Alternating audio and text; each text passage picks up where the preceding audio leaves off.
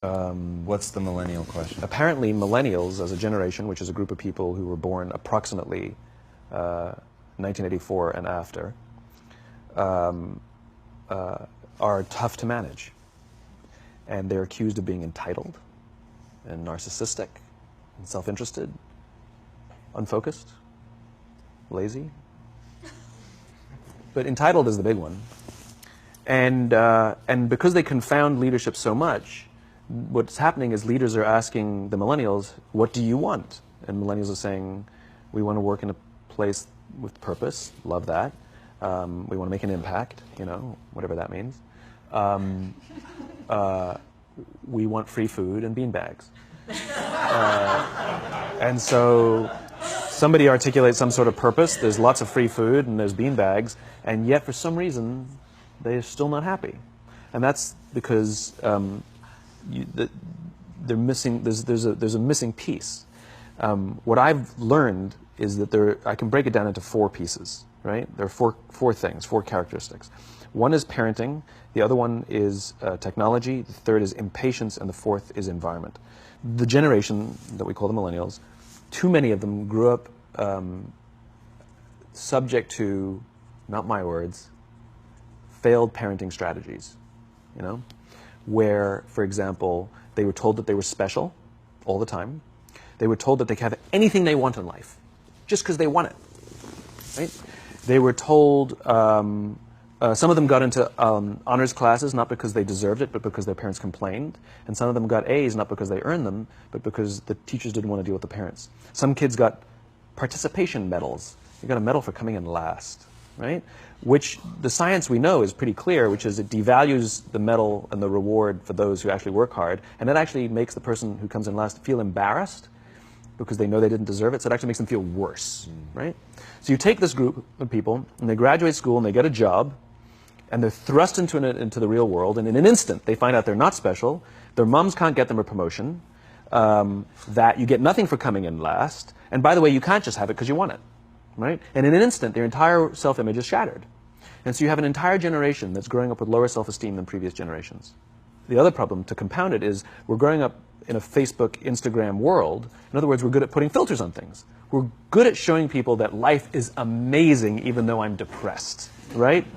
And so everybody sounds tough, and everybody sounds like they got it all figured out. And the reality is there's very little toughness, and most people don't have it figured out. And so when the more senior people say, well, what should we do? They sound like, this is what you got to do. And they have no clue. Right? So you have an entire generation growing up with lower self-esteem than previous generations, right? Through no fault of their own. Through no fault of their own, right? They were dealt a bad hand, right? Now let's add in technology. We know that engagement with social media and our cell phones releases a chemical called dopamine. That's why when you get a text, it feels good, right? So, you know, we've all had it where you're feeling a little bit down or feeling a bit lonely, and so you send out 10 texts to 10 friends, you know, hi, hi, hi, hi, hi, because it feels good when you get a response, right? Right? It's why we count the likes. It's why we go back 10 times to see if my Instagram is growing slower, did I do something wrong? Do they not like me anymore, right? The trauma for young kids to be unfriended, right? Because we know when you get a hit of dopamine, which feels good. It's why we like it. It's why we keep going back to it. Dopamine is the exact same chemical that makes us feel good when we smoke, when we drink, and when we gamble. In other words, it's highly, highly addictive. Right? We have age restrictions on smoking, gambling, and alcohol, and we have no age restrictions on social media and cell phones, which is the equivalent of opening up the liquor cabinet and saying to our teenagers, hey, by the way, this adolescence thing, if it gets you down. But that's basically what's happening. That's basically what's happening, right? That's basically what happened. You have an entire generation that has access to an addictive, numbing chemical called dopamine through social media and cell phones as they're going through the high stress of adolescence. Why is this important? Almost every alcoholic discovered alcohol when they were teenagers. When we're very, very young, the only approval we need is the approval of our parents. And as we go through adolescence, we make this transition where we now need the approval of our peers. Very frustrating for our parents, very important for us. It allows us to acculturate outside of our immediate families into the broader tribe, right? It's a highly, highly stressful and anxious period of our lives, and we're supposed to learn to rely on our friends. Some people, quite by accident, discover alcohol and numbing effects of dopamine to help them cope with the stresses and anxieties of adolescence. Unfortunately, that becomes hardwired in their brains, and for the rest of their lives, when they suffer significant stress, they will not turn to a person, they will turn to the bottle. Social stress, financial stress, career stress, that's pretty much the primary reasons why an alcoholic drinks, right? What's happening is, because we're allowing unfettered access to these dopamine-producing devices and media, basically it's becoming hardwired, and what we're seeing is, as they grow older, too many kids don't know how to form deep, meaningful relationships. Their words, not mine. They will admit that many of their friendships are superficial.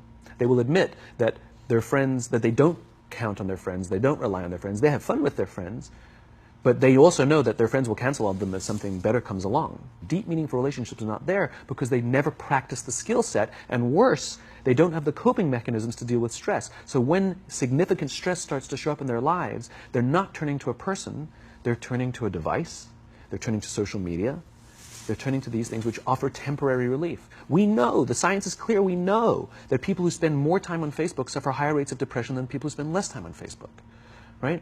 These things balanced. Alcohol is not bad, too much alcohol is bad. Gambling is fun, too much gambling is dangerous, right? There's nothing wrong with social media and cell phones. It's the imbalance, right? If you're sitting at dinner with your friends and you're texting somebody who's not there, that's a problem. That's an addiction. If you're sitting in a meeting with people you're supposed to be listening to and speaking, and you put your phone on the table, face up or face down, I don't care, that sends a subconscious message to the room that you're just not that important to me right now, right? That's what happens. And the fact that you cannot put it away is because you are addicted, right? If you wake up and you check your phone before you say good morning to your girlfriend, boyfriend, or spouse, you have an addiction. And like all addiction, in time, it'll destroy relationships, it'll cost time, and it'll cost money, and it'll make your life worse, right? So you have a generation growing up with lower self-esteem that doesn't have the coping mechanisms to deal with stress, right? Now you add in the sense of impatience, right? They've grown up in a world of instant gratification. You want to buy something, you go on Amazon, it arrives the next day. You want to watch a movie? Log on and watch a movie. You don't check movie times. You want to watch a TV show? Binge. You don't even have to wait week to week to week, right? I know people who skip seasons just so they can binge at the end of the season, right? Instant gratification. You want to go on a date? You don't even have to learn how to be like, hey. You don't even have to learn and practice that skill. You don't have to be the uncomfortable one who says yes when you mean no and says no when you mean no, but yes when you... You don't have to swipe right. Bang, I'm a stud. Right? You don't have to learn the social coping mechanisms, right? Everything you want, you can have instantaneously. Everything you want, instant gratification. Except job satisfaction and strength of relationships, there ain't no app for that. They are slow, meandering, uncomfortable, messy processes. And so I keep meeting these wonderful, fantastic, idealistic, hardworking, smart kids. They've just graduated school. They're in their entry-level job. And I sit down with them and I go, how's it going? They go, I think I'm going to quit. I'm like, why? They're like, I'm not making an impact. I'm like, you've been here 8 months. You know? It's as if they're standing at the foot of a mountain, and they have this abstract concept called impact that they want to have in the world, which is the summit. What they don't see is the mountain. I don't care if you go up the mountain quickly or slowly, but there's still a mountain. And so what this young generation needs to learn is patience. That some things that really, really matter, like love, or job fulfillment, joy, love of life, self-confidence, a skill set, any of these things, all of these things take time. Sometimes you can expedite pieces of it, but the overall journey is arduous and long and difficult. And if you don't ask for help and learn that skill set, you will fall off the mountain, or you will, the worst case scenario, and we're already seeing it, the worst case scenario is we're seeing an increase in suicide rates, we're seeing an increase in this generation, we're seeing an increase in accidental deaths due to drug overdoses, we're seeing more and more kids drop out of school or take leaves of absence due to depression. Unheard of. These are all, this is really bad. The best case scenario, those are all bad cases, right?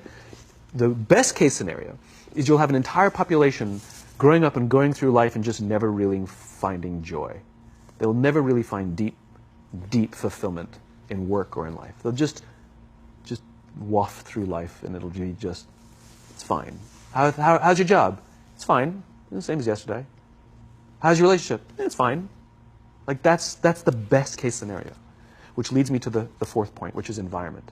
Which is we're taking this amazing group of young, fantastic kids who were just dealt a bad hand. It's no fault of their own. And we put them in corporate environments that care more about the numbers than they do about the kids. They care more about the short-term gains than the long-term life of this young human being. We care more about the year than the lifetime, right? And so we are putting them in corporate environments that aren't helping them build their confidence, that aren't helping them learn the skills of cooperation, that aren't helping them overcome the challenges of a digital world and finding more balance, that isn't helping them overcome the need to have instant gratification and teach them the joys and impact and the fulfillment you get from working hard on something for a long time that cannot be done in a month or even in a year. And so we're thrusting to them in corporate environments, and the worst part about it is they think it's them. They blame themselves. They think it's them who can't deal. And so it makes it all worse. It's not. I'm here to tell them it's not them. It's the corporations. It's the corporate environments. It's the total lack of good leadership in our world today that is making them feel the way they do. They were dealt a bad hand, and I hate to say it, but it's the company's responsibility. Sucks to be you. Like, we have no choice, right? This is what we got, and I wish that society and their parents did a better job. They didn't. So we're getting them in our companies, and we now have to pick up the slack. We have to work extra hard to figure out the ways that we build their confidence. We have to work extra hard to find ways to teach them the social skills that they're missing out on. There should be no cell phones in conference rooms. None. Zero. And I don't mean the kind of like sitting outside waiting to text. I mean like when you're sitting and waiting for a meeting to start, this is what we all do. We all sit here and wait for the meeting to start. Meeting starting? Okay. And we start the meeting. No, that's not how relationships are formed. Remember we talked about it's the little things? Relationships are formed this way. We're waiting for a meeting to start and we go, how's your dad? I heard he was in the hospital. Oh, he's really good. Thanks for asking. He's actually at home now. Oh, I'm really glad. That was really amazing. I know, it was really scary for a while. That's how you form relationships. Hey, did you ever get that report done? Oh my God, no, I didn't. I'll help you out. Can I help you out with that? Really? That's how trust forms. Trust doesn't form in an event, in a day. Even bad times don't form trust immediately. It's the slow, steady consistency. And we have to create mechanisms where we allow for those little innocuous interactions to happen. But when we allow cell phones in conference rooms, we just, okay, have the meeting. And then my favorite is like when there's a cell phone there and you go like this, you go. It rings and you go.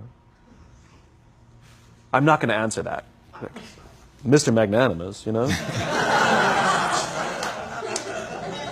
When you're out for dinner with your friends, like, I do this with my friends. When we're going out for dinner and we're leaving together, we'll leave our cell phones at home. Who are we calling? Maybe one of us will bring a phone in case we need to call an Uber or take a picture of our meal. That's what I was saying. Come on. I'm an idealist, but I'm not insane. You know? Not a heathen. I mean, it looked really good. We'll take one phone. And so it's like an alcoholic. The reason you take the alcohol out of the house is because we cannot trust our willpower. We're just not strong enough. But when you remove the temptation, it actually makes it a lot easier. And so when you just say, don't check your phone, people literally will go like this. And somebody will go to the bathroom, and what's the first thing we do? Because I wouldn't want to look around the restaurant for a minute and a half, you know? But if you don't have the phone, you just kind of enjoy the world. And that's where ideas happen. The constant engagement is not where you have innovation and ideas. Ideas happen when our minds wander and we go, and you see something, I bet they could do that. That's called innovation, right? But we're taking away all those little moments, right? You should not, and none of us should charge our phones by our beds. We should be charging our phones in the living rooms, right? Remove the temptation. You wake up in the middle of the night because you can't sleep, you won't check your phone, which makes it worse. But if it's in the living room, it's relaxed, it's fine. But it's my alarm clock. buy an alarm clock. They cost $8, right? I'll buy you an alarm.